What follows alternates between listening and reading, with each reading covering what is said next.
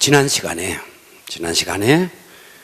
애굽 전역의 7년 풍년 그리고 7년 흉년, 그 7년 풍년의 때를 요셉이 잘 매니지해서, 그래서 애굽뿐만 아니라 다른 모든 나라도 다 흉년이 들었고 요셉의 형제들이 요셉을 찾아와서 요셉과 만나는 이야기. 그래서 지난주 설교 제목은 형제들과 만나는 요셉이었습니다. 그랬습니다. 여러분들은 지금 전혀 처음 듣는 이야기처럼 듣네. 자, 지난 주간에 요셉과 형제들이 상봉했습니다. 상봉했다고요. 할렐루야. 네. 자, 그런데 그 흉년의 의미가 뭐였느냐? 흉년에는, 따라서 합니다. 흉년에는 하나님의 뜻이 있다. 하나님의 뜻이 있다. 네. 그래서 우리는 흉년이 들면 빨리 그 흉년이 지나가기를 바라지만, 야, 그 흉년이 없었더라면 형제들과 만났겠어요? 흉년은 하나님의 뜻이 있다. 흉년은 재수 없어서 걸리는 것도 아니고 분명한 하나님의 뜻이 있다. 그러니까 성경에만 그렇고 내 삶은요, 여러분의 삶도 똑같은 거예요.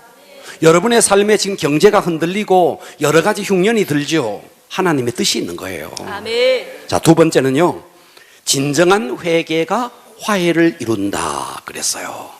그래서 요셉이 아주 엄한 소리로 막 정탐꾼으로 몰아갑니다. 42장 7절에 보니까 요셉이 보고 형들인 줄 요셉은 다 알죠. 그러나 모르는 체하고 엄한 소리로 그들에게 말하여 이르되 너희가 어디서 왔느냐? 그들이 이르되 곡물을 사려고 가나안에서 왔습니다. 그리고 9절에 보니까 요셉이 그들에게 대하여 꾼 꿈을 생각하면서 그들에게 말합니다. 너희는 정탐꾼이다. 이 나라의 틈을 엿보려고 왔다. 요셉은 이제 갑이 됐죠. 요셉. 이제 형들은 을이 됐죠. 요셉이 이들에게 갑질하는 거 아닙니다. 심리적으로 압박하기 위해서 하는 것도 아닙니다. 이렇게 하는 것은 형들에게 잠자는 양심을 깨우고자 하는 것입니다. 아멘. 형들이 어떤 자였는데 동생 요셉을 구덩이 속에 빠뜨리고 그 위에서 자기들이 막 식사를 했던 그런 자들입니다. 양심이 아주 마비가 된 자들이죠. 그래서 요셉은 형들의 그 잠자는 양심을 깨우고자 하기 위해서 이렇게 엄한 소리로 정탐꾼으로 몰아가고 틈을 보러 왔다 이렇게 합니다. 그리고 세 번째, 진정한 사랑은 뭐냐면 상대를 세우는 거다. 요셉이 거기서 그 형들에게 윽박지르고 거기서 끝났는 게 아니에요. 결국은 요셉이 원하는 것은 뭐냐면 형제들이 정말 하나님을 기억해내고 마비된 양심이 풀리고 하나님 앞에 자복하기를 원하는 겁니다. 그래서 요셉은 그 형제들을 하나님의 사람으로 세워서, 그래서 나중에 12지파가 되는 겁니다. 자, 지난 시간 여기까지 했습니다. 자, 오늘은 요셉과 형제들이 상봉 이후에 어떤 일이 벌어지는가. 오늘의 설교 제목은 요셉의 형제 상봉 이후입니다. 집중하시고 은혜 받읍시다. 아멘. 할렐루야. 자, 요셉이 이제 형제들을 만났어요. 그리고 정탐꾼으로 막 몰아갑니다. 그랬습니다. 그죠? 여러분 이 스토리를 알고 있어야 돼요. 아멘. 정탐꾼으로 몰아갑니다. 그죠? 아멘. 그리고 너희들은 이 나라를 엿보러 왔다. 스파이다. 이렇게 몰고 갑니다.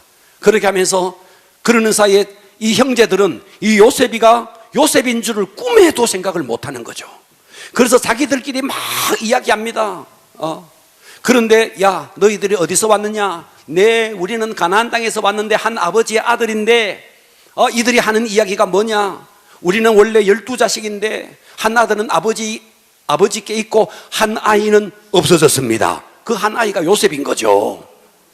이해가 되시죠? 아멘. 그들은 그저 자기들이 정탐꾼이 아니라는 것을 증명하기 위해서 이야기를 했는데 요셉은 그것을 딱 틈바구니를 파고 들어갑니다.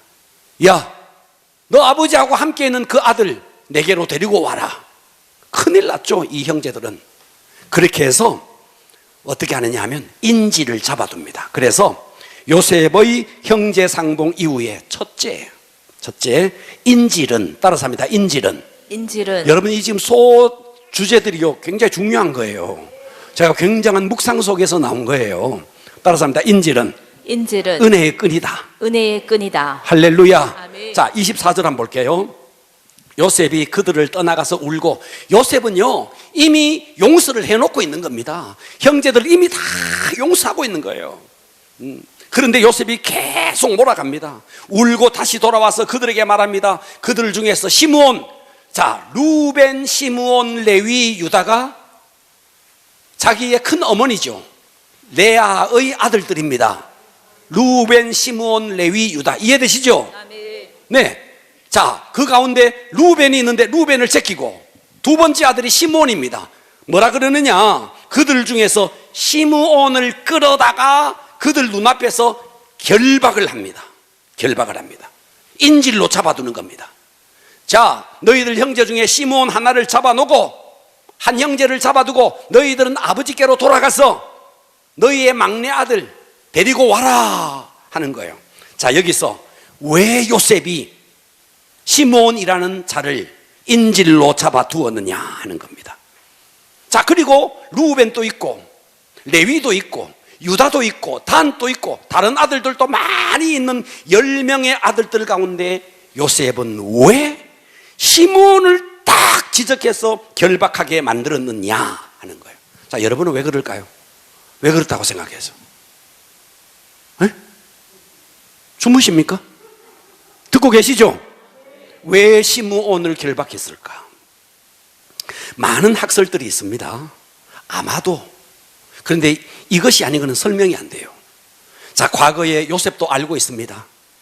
하란 땅에서 돌아오다가 세겜 지역에 갔을 때 막내딸 디나가 나가서 강간을 당했습니다. 그런 일이 있었습니다. 그죠? 그때 레위, 시므온과 레위가 가서 이렇게 말합니다. 너희들 할례 받아라. 그러면 우리 딸 주겠다. 그래서 할례를 다 받게 만들어서 가장 아픈 시간에 급습해서 거기에 세겜 땅에 있는 남자들을 다 죽여버리고 다른 형제들도 가서 약탈을 했던 사건이 있습니다. 자, 여기서 주동자가 누구였느냐 하면 시므온이었어요. 이해되시죠?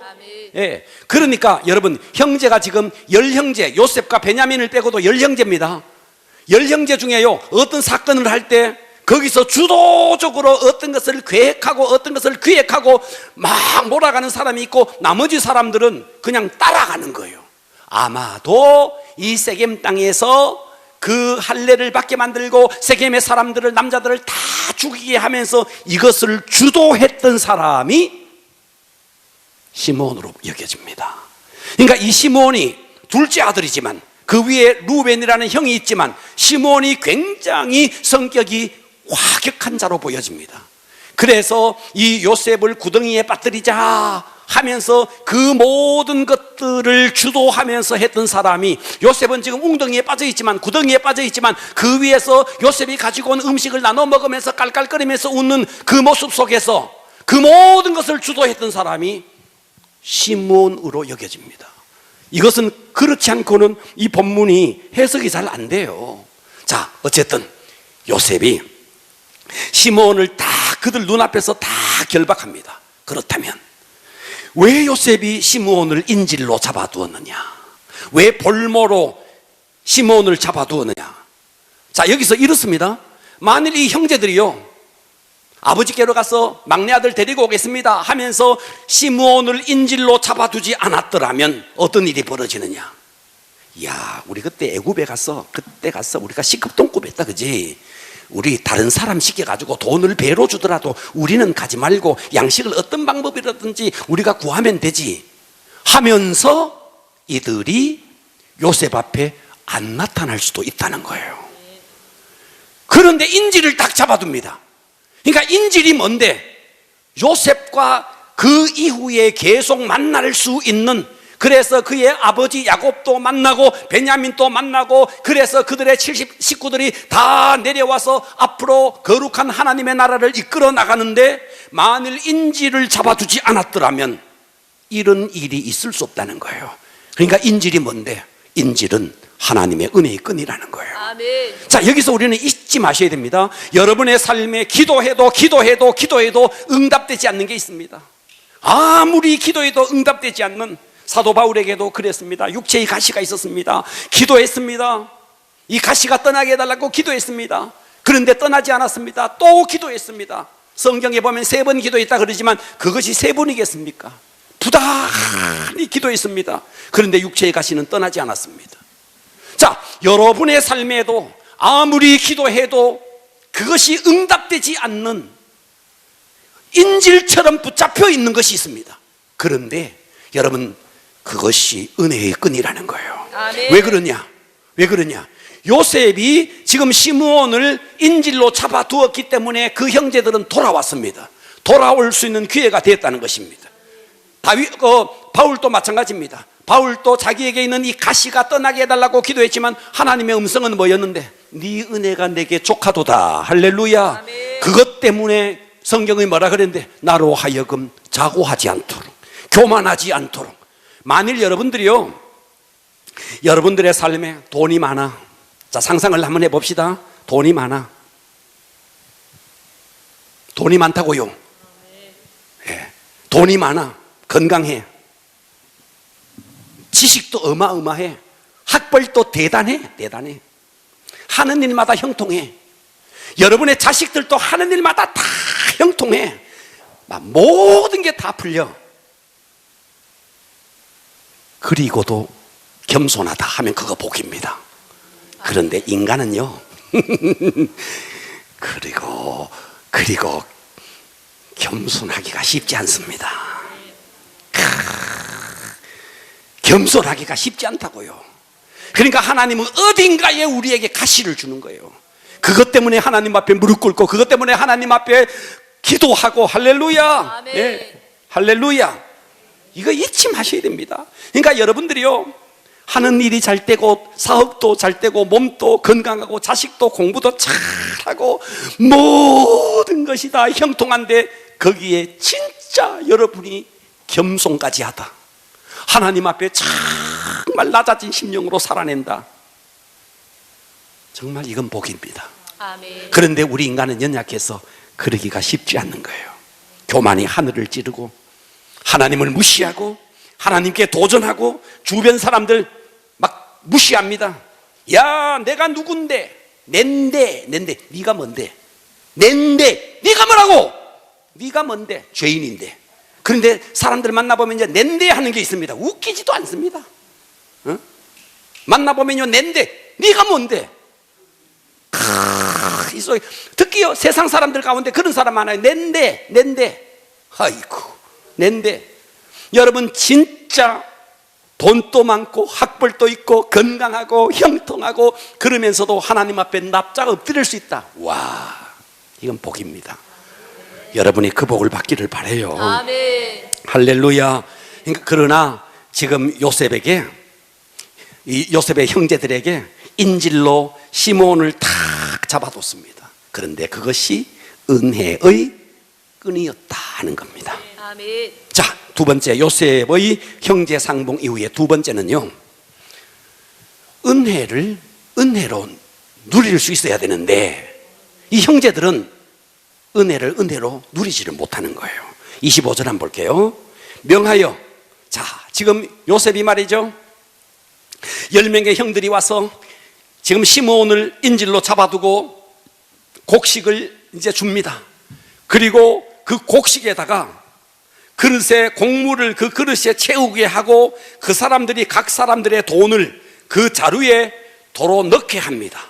그리고 길양식, 자, 애굽에서 또다시 저 가나안 땅까지 가는 동안에 먹을 수 있는 길양식, 여행 식량으로서 사용할 수 있는 길양식까지 그들에게 주니 그대로 행하였더라.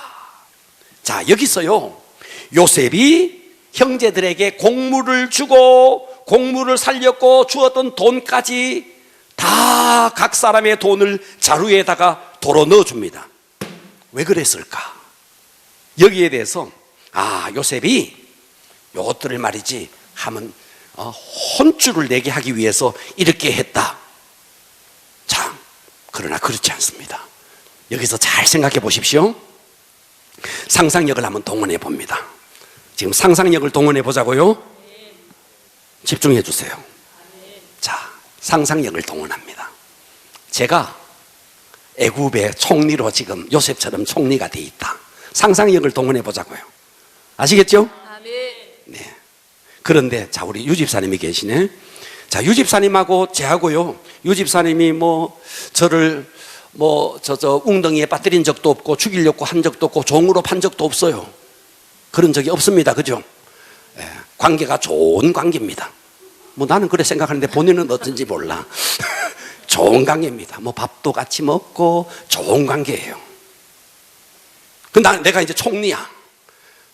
그런데 유 집사가 있던 나라에 흉년이 들어서 먹을 게 없는 거예요. 그래서 곡물을 사러 왔어. 총리인 나에게 곡물을 사러 왔어. 그래서 유 집사 고생이 얼마나 많았냐고, 곡물도 주고 돈 이거 뭐냐고, 돈 이거 도로 가지고 가라고 하면서 자루를 풀어가지고 돈까지 넣어줬다. 가다가 돈을 발견했네. 이야, 이 총리가 우리를 어떻게 하려고 돈까지 넣느냐, 하겠느냐. 이야, 이렇게 곡물도 주더니 돈까지 도로 돌려주네. 이런 고마운 총리가 어딨노? 고마워 죽겠네. 이러겠나? 자, 상상력을. 뭐 말인지 듣고 계시죠?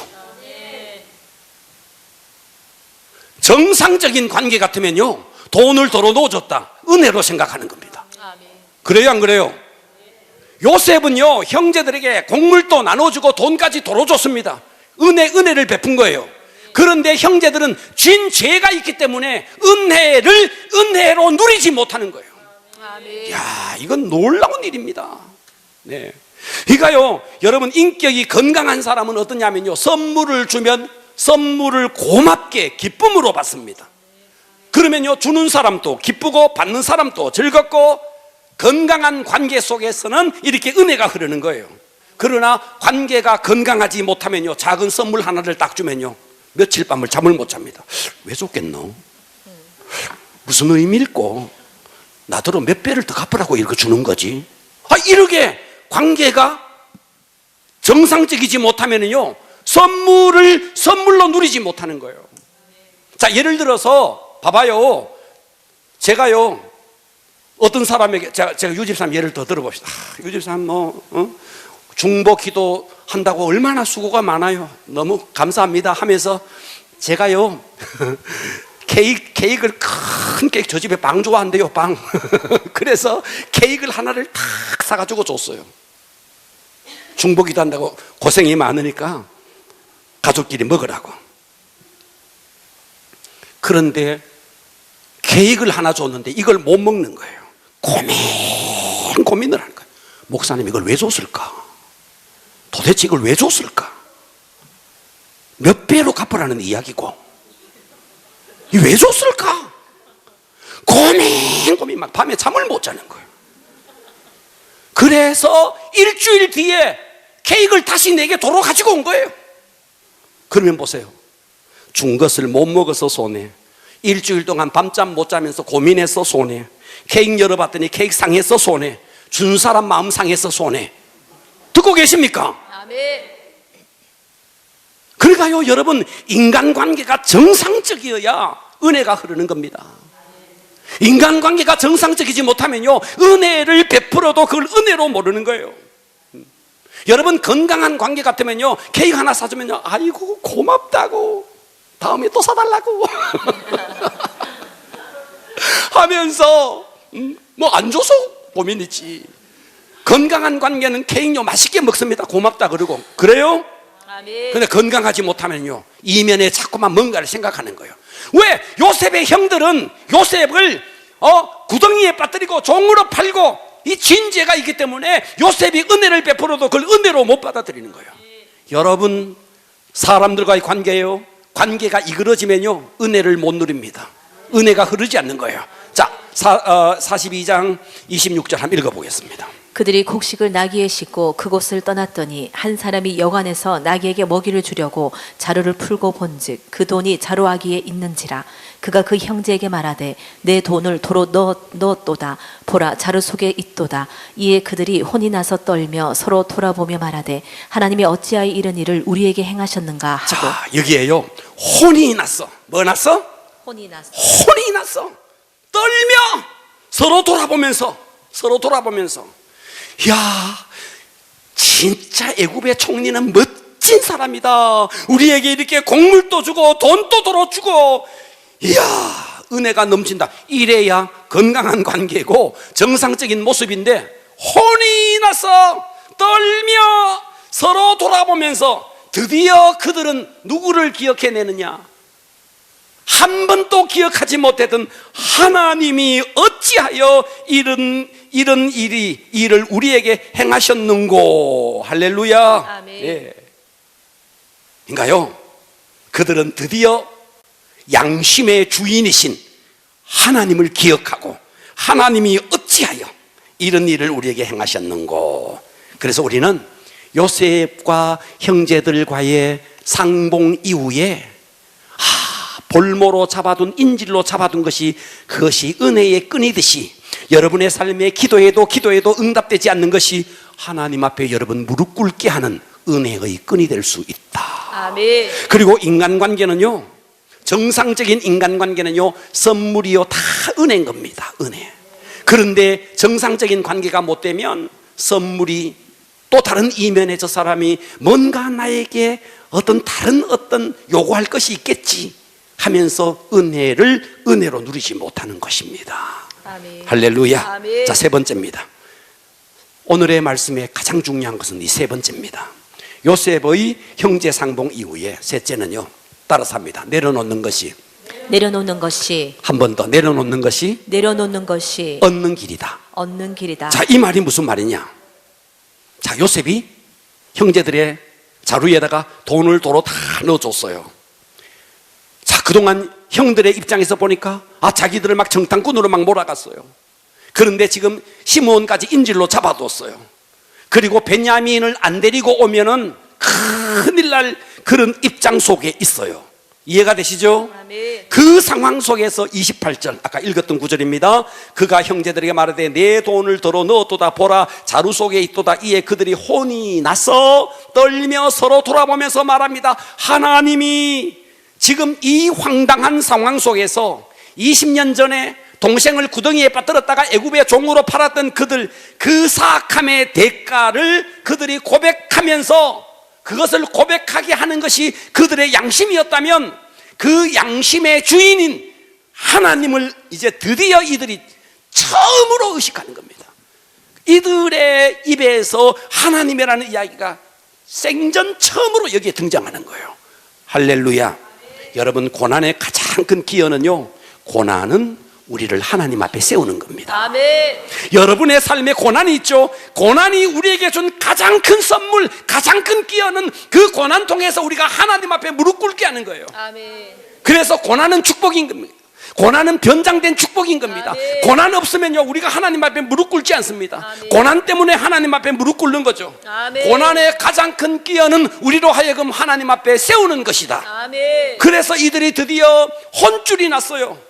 예, 정탐꾼으로 몰렸다가 자루를 열어보니까 돈까지 있고, 시므온은 지금 인질로 잡혀 있고, 베냐민을 데리고 오지 않으면 이제 굶어 죽게 생겼고, 이 모든 황당한 상황 속에서 드디어 그들 속에 잊고 있었던 하나님을 처음으로 언급합니다. 그리고 이 칼날은 서서히 누구에게로 향하느냐 하면 야곱에게로 이 칼날이 향하고 있습니다. 할렐루야. 아멘. 자, 지금 야곱은요 20년 전에 요셉을 잃어버렸어요. 그가 가장 사랑했던 여인이었던 라헬을 통해서 태어났던 요셉을 잃어버렸어요. 그 아들놈들이 채색 옷에다가 짐승의 피를 묻혀가지고 와서 이 야곱을 위로했지만 야곱은 위로가 안 됐어요. 요셉을 잃어버리고 이제 그녀가 낳았던 두 번째 아들이 베냐민입니다. 그래서 야곱은요 계속해서 야곱이 붙들고 있는 건 누구냐 하면 베냐민인 거예요. 그래서 야곱에게 우상은요 베냐민이 우상입니다. 이해가 되십니까? 아멘. 베냐민을 잃어버리고는 살 수가 없다는 거예요. 예.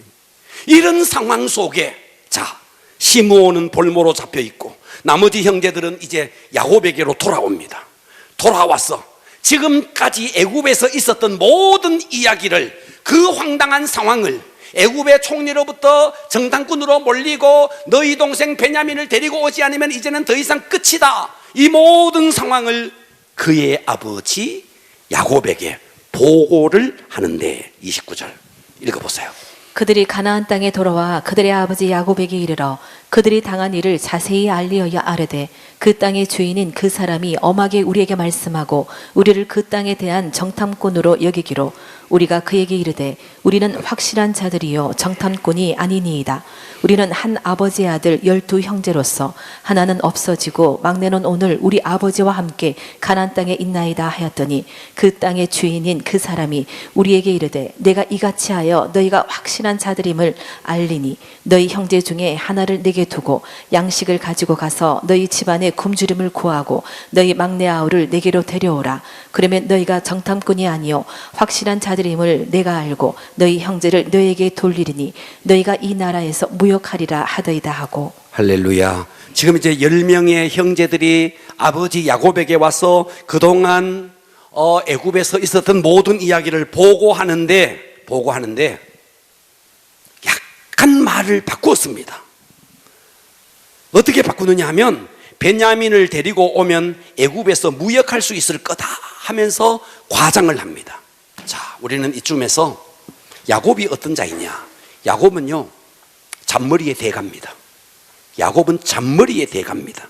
20년 전에 요셉을 심부름 보내놨더니 요셉은 오지 않고 피 묻은 옷만 왔던 거, 10형제를 내려다 보냈더니 시므온을 잃어버리고 나머지 9 형제만 왔다는 야곱은 이 상황 속에서 두렵고 떨렸습니다. 자, 그래서 35절 한번 읽어보세요. 각기 자루를 쏟고 본즉 각 사람의 돈뭉치가 그 자루 속에 있는지라 그들과 그들의 아버지가 돈뭉치를 보고 다 두려워하더니 그들의 아버지 야곱이 그들에게 이르되 너희가 나에게 네 자식들을 잃게 하도다. 요셉도 없어졌고 시므온도 없어졌거늘 베냐민을 또 빼앗아 가고자 하니 이는 다 나를 해롭게 함이로다. 할렐루야. 이 본문이요, 우리말 성경에는요 굉장히 부드럽게 굉장히 완고하게 쓰여졌습니다. 요셉도 없어졌고 시므온도 없어졌거늘 베냐민을 또 빼앗고자 하니 이는 다 나를 해롭게 함이로다. 굉장히 완고하게 쓰여졌지만 원어 성경을 보면요, 이 부분에서요 야곱이요 화가 머리끝까지 나 있습니다. 아니 너희들이 요셉을 잃어버리더니 시므온을 잃어버리더니 또다시 막내 아들 베냐민까지 빼앗고자 하느냐 하면서 이 야곱이 화가 머리끝까지 나 있습니다. 본문이 보면 그렇습니다. 자, 이 상황 속에서 루벤이 딱 들고 나옵니다. 루벤이 뭐라고 말하느냐 하면 37절에 보니까 루벤이 그의 아버지 야곱에게 말하여 이르되 내가 그를 아버지께로 데려오지 아니하거든. 베냐민을 데리고 갔다가 그 베냐민을 데리고 오지 아니하거든. 루벤에게는 4명의 아들이 있었습니다. 4명의 아들 가운데 2 아들을 죽이소서. 그를 내 손에 맡기소서. 베냐민을 내 손에 맡겨주십시오. 내가 반드시 베냐민을 아버지께로 데리고 돌아오리라. 그렇지 않거든 아버지의 손자 내 아들 4명이 있는데 그 가운데 2명 죽이십시오. 자, 여러분, 이 루벤이 한 이 말, 아버지가 야곱이 봤을 때 이 루벤의 말이 위로가 됐을까요? 베냐민 안 데리고 오면 내 아들 손자 죽이십시오.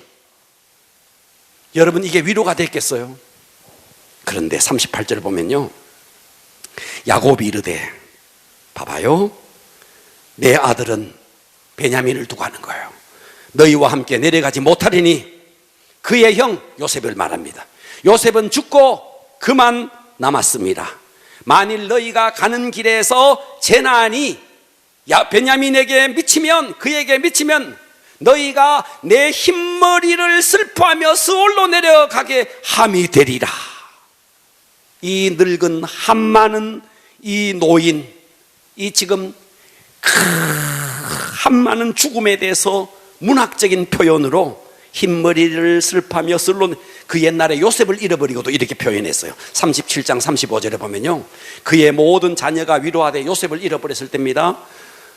그가 그 위로를 받지 아니하여 이르되 내가 슬퍼하며 스올로 내려가 아들에게로 가리라 하고 그의 아버지가 그를 위하여 울었더라.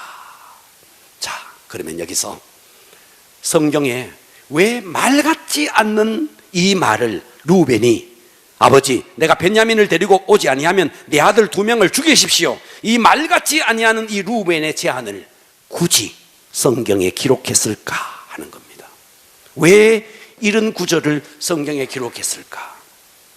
자, 여기서요, 요셉의 형들은 그동안 요셉을 구덩이에 빠뜨리고 종으로 팔았던 정말 사악한 자들이었습니다.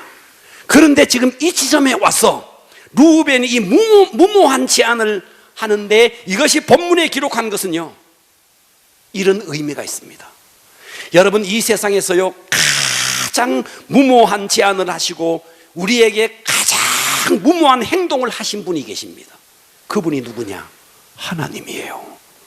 아멘. 아멘. 하나님이 가장 무모한 행동을 한 거예요. 가장 무모한 짓을 한 거예요. 우리가 어떤 자예요? 우리는 죄가 아니면 설명이 안 돼요. 지옥의 밑층에 떨어져야 할 자예요. 그런데 나 같은 자를 구원하려고 하나님의 독생성자를 십자가에 매달았다. 이거는 이 세상에서 가장 무모한 행동인 거예요. 그런데 이 루벤의 행동은 그동안 양심이 마비가 되어서 동생을 팔았던 그들 속에서 드디어 대속의 사랑을 그림자같이 하나하나 보여주고 있는 겁니다. 할렐루야. 네. 그래서 야곱은 10명의 아들이 다 죽어도 베냐민은 안 돼, 베냐민은 안 돼, 루벤 너 그래도 안 돼, 그랬던 야곱의 마음이요 돌아서는 겁니다. 할렐루야. 자, 그래서 13절, 창세기 43장 13절에 보면요, 이제 드디어 이 야곱이요 이렇게 말하는 거예요. 네 아우 한번 읽어보세요. 네 아우도 데리고 떠나 다시 그 사람에게로 가라. 전능하신 하나님께서 그 사람 앞에서 너에게 은혜를 베푸사 그 사람으로 너희 다른 형제와 베냐민을 돌려보내게 하시기를 원하노라. 내가 자식을 잃게 되면 이르리로다. 할렐루야. 야곱이 드디어, 야곱의 마지막 우상이 누구였는데 물어봅니다. 야곱의 우상이 누구였다고요? 듣고 계시죠? 베냐민인 거예요. 너가 10명 다 죽어도 베냐민은 안 돼. 야곱은 그런 거예요. 그런데 여기서 야곱이 드디어 베냐민을 탁 놓는 거예요. 이 아우가 누군데? 베냐민인 거예요. 아우를 데리고 떠나 다시 그 사람에게로 가라. 그 사람이 누군데? 요셉인 거죠. 전능하신 하나님께서 그 사람 앞에서 너희에게 은혜를 베푸사 그 사람으로 너희 다른 형제와 베냐민을 돌려보내게 하시기를 원하노라. 내가 자식을 잃게 되면 이리로다. 아멘. 할렐루야. 아멘. 그런데 베냐민을 잃게 됐습니까? 아니죠. 베냐민도 얻고 요셉도 얻고, 할렐루야. 아멘. 예. 그러니까 여러분, 잃어버리는 것이 잃는 게 아닌 거예요. 내려놓는 것이 내려놓는 게 아니에요. 아멘. 그것이 얻는 길이라는 거예요. 아멘. 할렐루야. 아멘. 자, 지금 시므온은 인질로 잡혀 있습니다.